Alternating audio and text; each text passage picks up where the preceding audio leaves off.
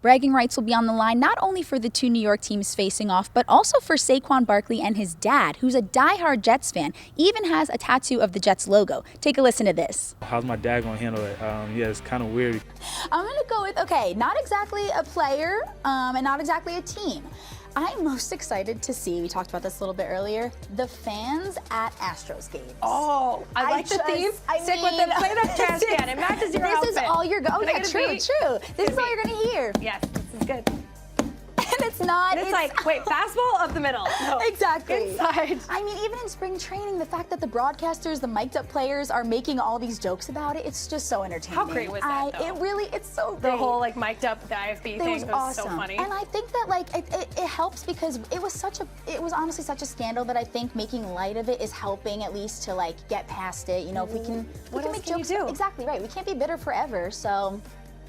On the defensive side of the ball, the Giants played pretty well against the Bears, holding them to just 3 points in the first half. Obviously, the Packers are a bit of a different story with Aaron Rodgers behind center, who's one of the greatest quarterbacks to ever play the game. Today at the Staples Center, the LA Kings officially announced John Stevens as their new head coach. He said his main and most important priority is to get the team back here to the Stanley Cup championship. The defense played a lot better. They had those 2 huge fourth down stops. One of the big things that the defense needs to work on is pressuring the quarterback. So now that you're back in the U.S., what stood out to you about accessibility in Rio? A lot of the tourist areas are very accessible. What do you think needs to change this week in order for them to bring home a win? Well, I think first and foremost, they have to limit the turnovers. There was a lot of pressure on Jones. I think for him, he needs to work on getting rid of the ball, throwing it away rather than taking those sacks. But the offensive line obviously needs to do a better job of protecting him. This week, the Giants acquired Leonard Williams from the Jets, the first time these two teams have engaged in a trade together. Williams talked about the unique opportunity to play his former team this week. Bills inside the 5,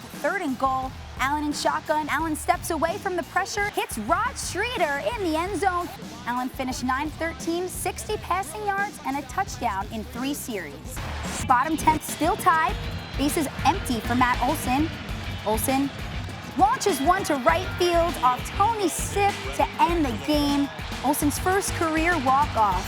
A's win 4-3, and they're within 1 game of the Astros. Now, Houston, you might have a problem in the Athletics. The Astros' lead in the AL West is going down to 1 game after the loss on Friday, despite having a run differential above 200 on the season. How has Oakland made up the ground? It's 26-10 in 1-run games this season, best in MLB.